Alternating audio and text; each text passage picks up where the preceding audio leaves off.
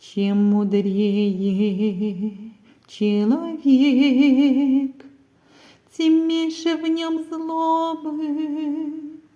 Не потому, что с ним не случается плохого, а потому, что он не видит смысла в ответной тьме.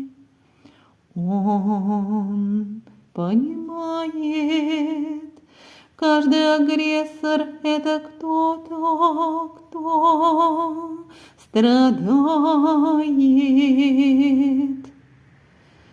Каждый конфликт — это проверка. Настоящая сила в спокойствии.